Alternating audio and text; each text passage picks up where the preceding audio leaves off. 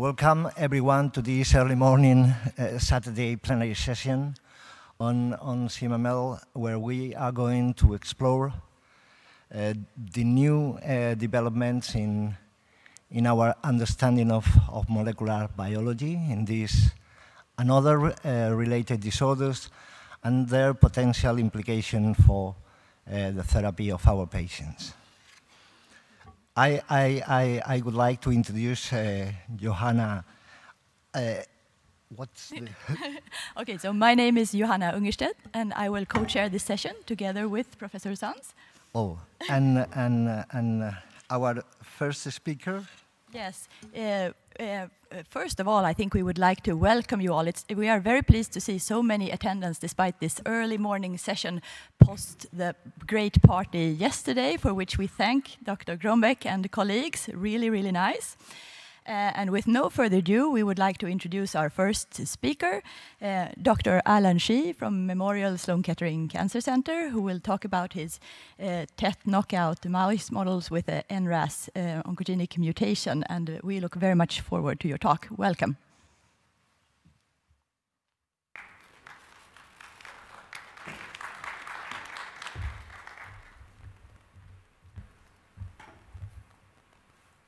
Okay.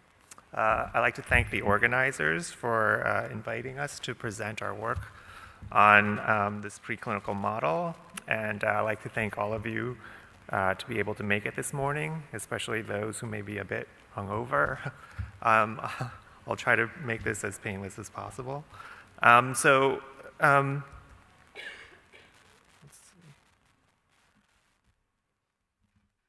Okay.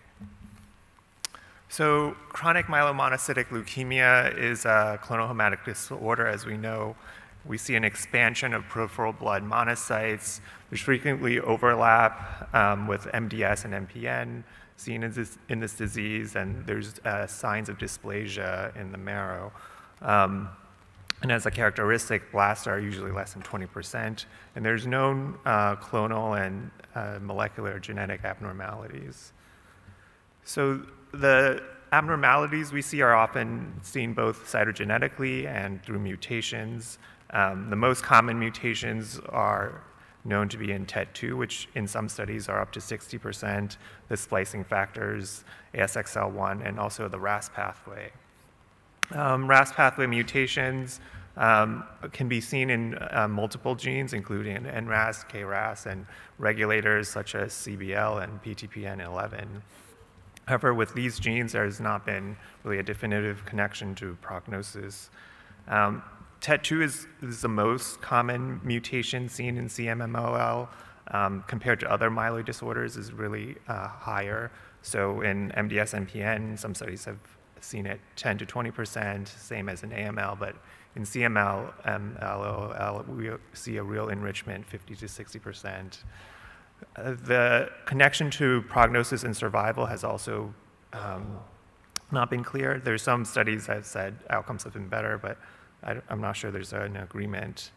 There has been some studies that do show that mutations in TET2 as it relates to the demethylation pathway makes patients that are mutated to be more sensitive to HMAs.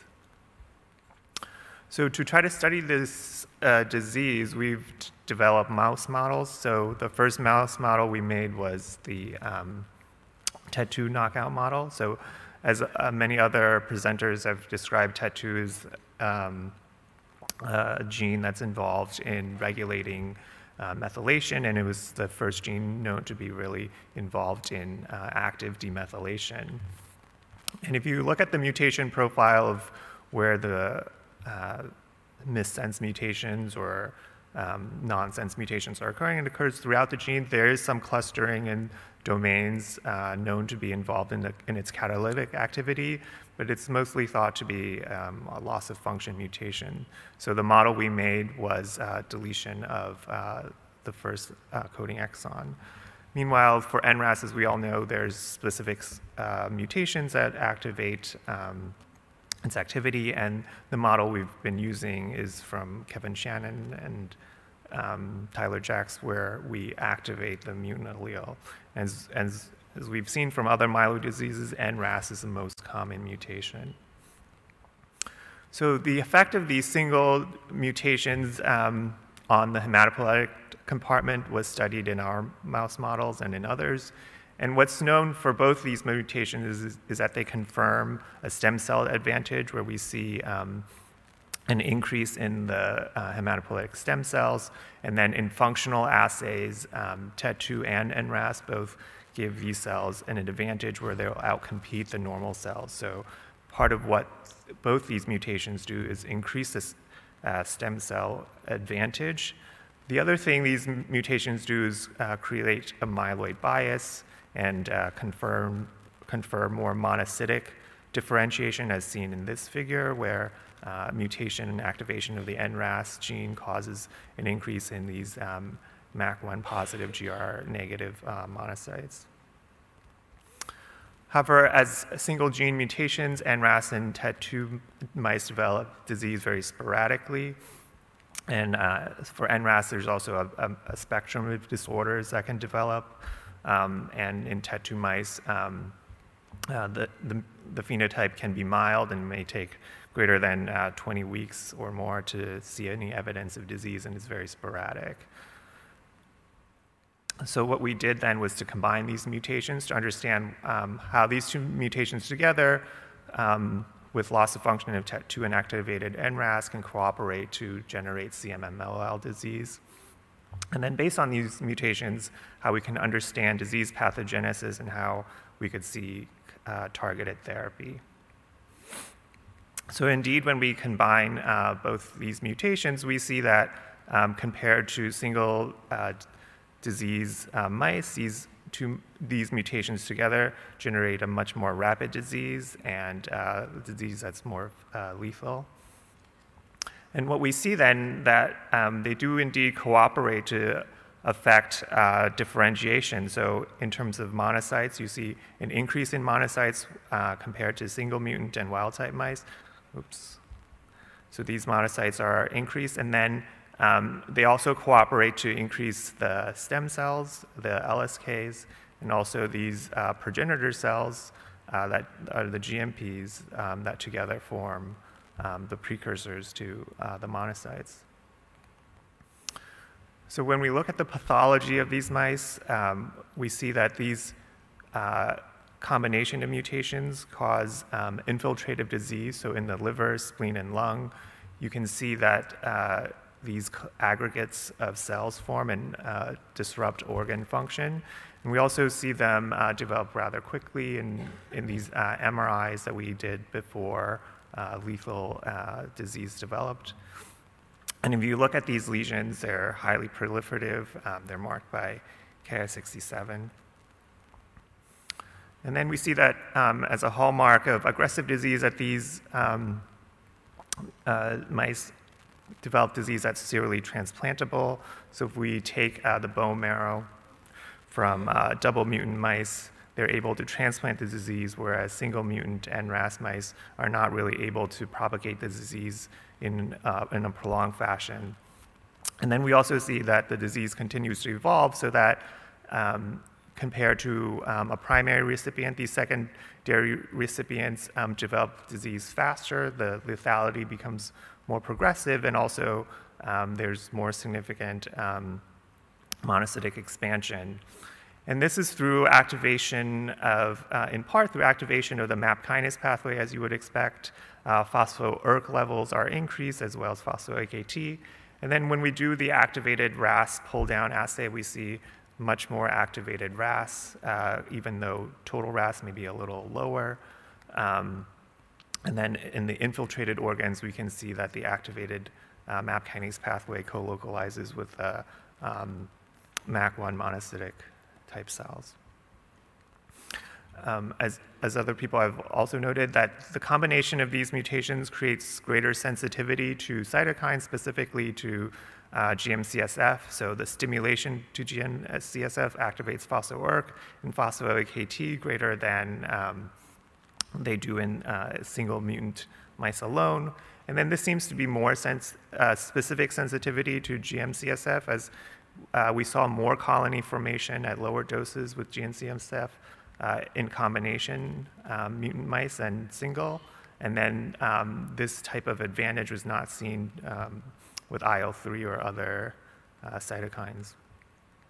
So then how is this happening? If you look at the RAS pathway, there's activating members, but there's also a significant feedback mechanism that often is involved in regulating the pathway. So perhaps we thought these could be involved in how these mutations cooperate. And indeed, when we look through all the potential negative regulators, we did see a significant decrease in this one regulator, Sprouty2, where in the combination mutants, its expression level is much less compared to single. And because TET2 is involved in methylation, we looked at CpG methylation to see if that was a way that Sprouty2 was being regulated.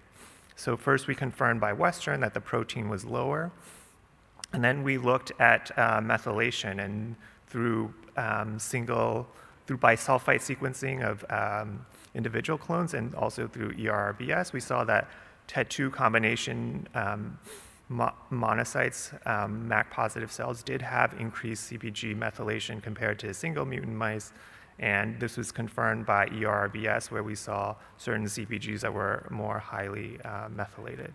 And this was specific to this combination of mutations, as we also have a different model of leukemia, TET2 FLT3, where we did not see this type of methylation.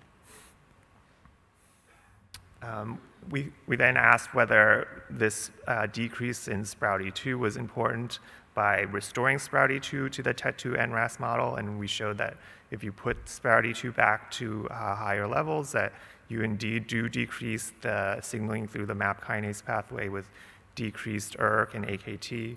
This also reduced the ability of these cells to continue to proliferate in these colony-forming assays. They lose the ability to continually replate. And then in more physiologic in vivo type assays, mutation or restoration of Sprouty2 reduce the homing and engraftment ability of these cells, where there are fewer cells found in the bone marrow after we restore these cells and with Sprouty2, and also they made less of the immature cell fraction and LSK fraction once we decrease the signaling through this pathway. At the same time, though, if you look back at the data, we try to understand in the primary mice, it took quite a while for lethal disease to develop, but as we did serial transplants, the disease seemed to be more and more aggressive, and we try to understand why that was happening. So we did methylation analysis as well as expression analysis, and did see that compared to primary TET2 NRAS mice, as the disease evolved, we saw greater and greater changes in methylation. So quite surprisingly, there was a lot of hypomethylation relative to normal bone marrow that appeared to be evolving in these mice as disease progressed. And by RNA sequencing, we also saw a large change in gene expression as disease evolved. And part of the genes that were changing were indeed these negative regulators. So initially in the primary mice, we saw Sprouty2 decreased in this sample, but compared to NRAS and TET2 mice and wild-type mice, other negative regulators such as DUSP1 and Sprouty1 was also decreased. We also looked at any signs of chromosomal evolution and cytogenetic abnormalities. So we did a low copy sequencing analysis and found that compared to TET2 NRAS primary mice, in the more advanced disease, there were indeed chromosomal abnormalities where we saw a gain of copies in chromosome 3, which is where NRAS is located. We also saw other abnormalities such as gains in chromosome 17, and there may have been other micro deletions or additions that we're still studying. So this led us to ask if the NRAS pathway is really activated, does this present a target that we could inhibit with specific inhibitors? So in the solid tumor realm, BRAF mutations have been well studied in diseases such as melanoma, and it's been known that targeted inhibition through MEK and other inhibitors have been quite effective. So now that we have a model of activated MAP kinase, would these type of inhibitors work in our system? So indeed, when we transplanted these more aggressive leukemias, CMML, in our mice, we treated them with this MEK inhibitor, binetinib, and by treating them for approximately 2 weeks, we did see a reduction in MAP kinase signaling through decreases in phospho-ERK, and it decreased the proliferative capacity of these cells. Spleens were significantly smaller following treatment. The infiltrative disease that we saw in the liver, spleen, and lung were also significantly decreased. The disease was eradicated almost with this 2 weeks of treatment. This was seen both in terms of leukemic burden. So when we looked at the CD45.2 levels in these mice, we saw that treatment with this MAP kinase inhibitor significantly decreased the amount of leukemia in the bone marrow and the spleen compared to the wild type proportion. This treatment was also specific to a combination of TET2 and NRAS. As we saw this leukemic burden decrease here in TET2 NRAS with binetinib treatment, treatment in the NRAS model did not reduce leukemic burden, suggesting that only when the pathway is activated in combination with TET2 and when it's really hyperactive and dependent, do we see really significant reduction in this burden. We also see that in this model, when we combine the treatments, when we combine the mutations and treated with this inhibitor, we saw a survival advantage. This was seen with binetinib and also with selumetinib, another MAP or MEK inhibitor, so using a different pharmacologic agent in the same pathway, we were able to confirm these findings. So then we asked, what about the conventional treatments to CMML? So hypomethylating agents such as 5-AZA is widely applied. And because we saw methylation differences in Sprouty-2, we asked if 5-AZA was going to be effective in restoring Sprouty-2, for example, and activating the inhibitory feedback mechanism. So we treated the mice with 5-azacitidine on a 5-day regimen that we saw was effective in a different TET2 model. And in this treatment model, although there was a small difference in survival, this was not very significant, and the mice still died of lethal disease. And compared to MEK inhibition, 5-AZA was not really able to reduce the disease burden. Not surprisingly, then, phospho-ERK levels remain high in bone marrow and spleen. And if you look at the methylation of the Sprouty-2 promoter, treatment with 5-azacitidine was not able to really change the CpG methylation of the Sprouty-2 promoter. So maybe not surprisingly, following this finding, we did not see any change in expression of Sprouty-2, suggesting that 5-AZA somehow was not able to overcome this hypermethylation, and probably is why this therapy was not effective in these mice. So we try to understand what exactly was happening when we inhibited the MEK pathway. So treatment with binetinib in a leukemia cell line, THP1, that was NRAS mutant, and we decreased TET2 by shRNA. So when we treated this cell line with venetoclax, we saw that apoptosis was increased. Looking at annexin 5 treatment compared to the controls showed increased annexin positive cells. We also looked at cell cycle and saw that treatment not only caused apoptosis, but decreased cycling. There was more cells in G0, G1, as well as decreased cells in the G2M phase of treatment.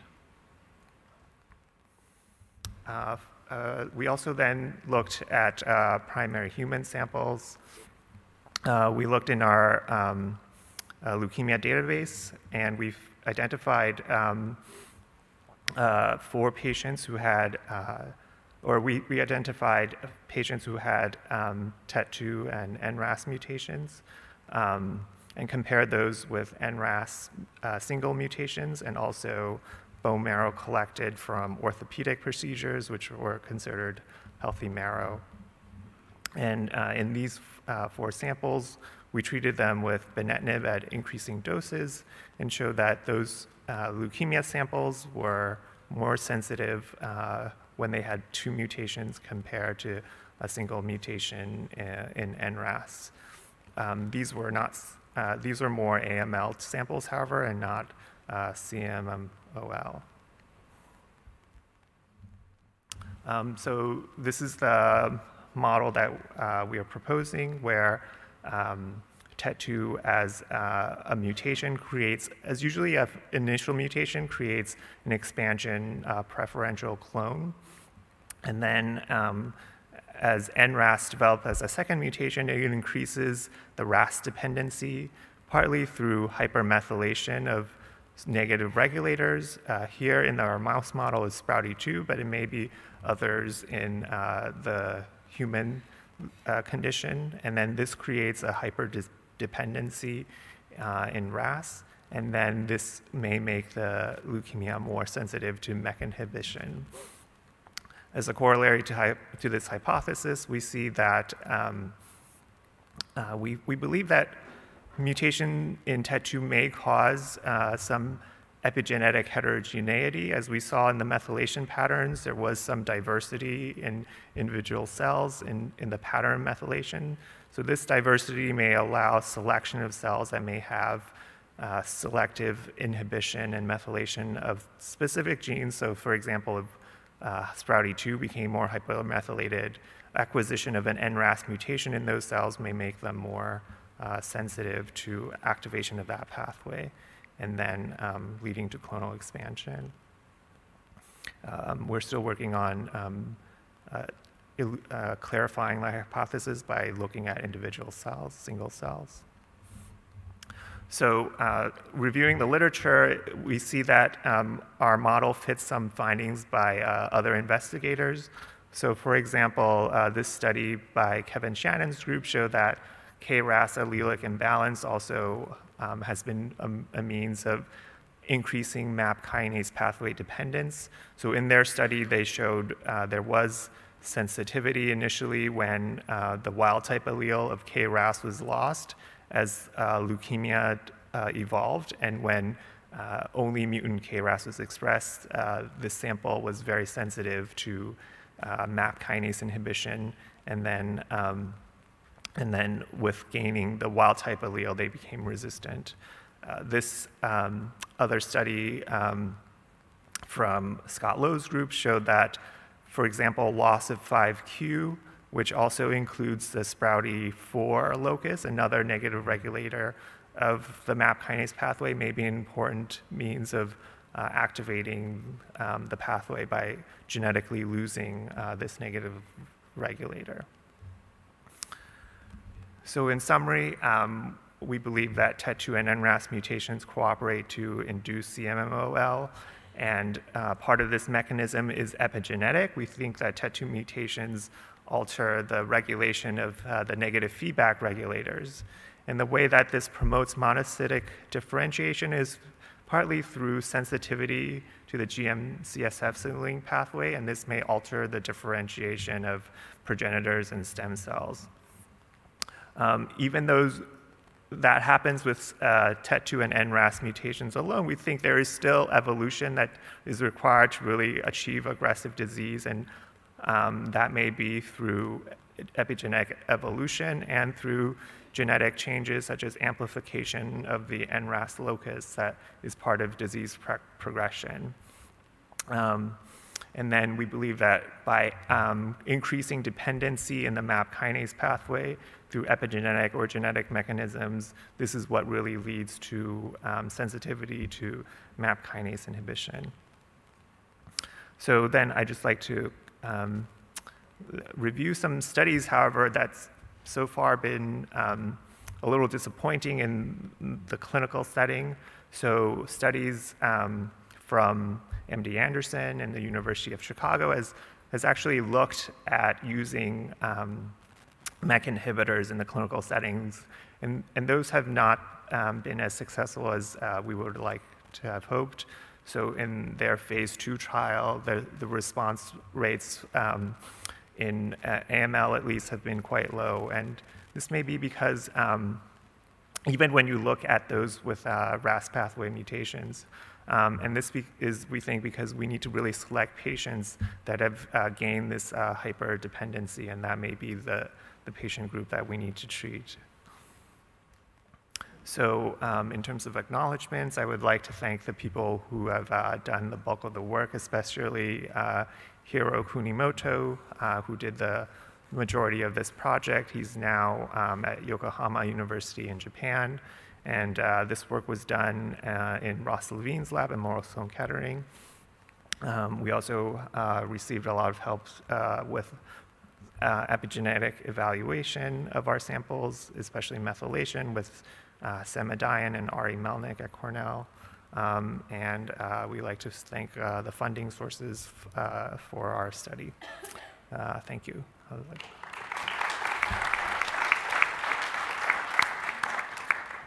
Thank you, Dr. Shih, for an excellent presentation. So this talk is now open for questions. And if there are not yet any questions, I will start. Okay. So you showed elegantly that you have a proliferation in leukocytes and monocytes in your knockout mutant model from the start. What about hemoglobin and platelet count? Did you have an all-proliferative model, or were they low? And what about the bone marrow morphology? Did you actually mimic the CMML situation with the dysplasia and proliferation, or how did the bone marrow look? Right. So the first question with counts,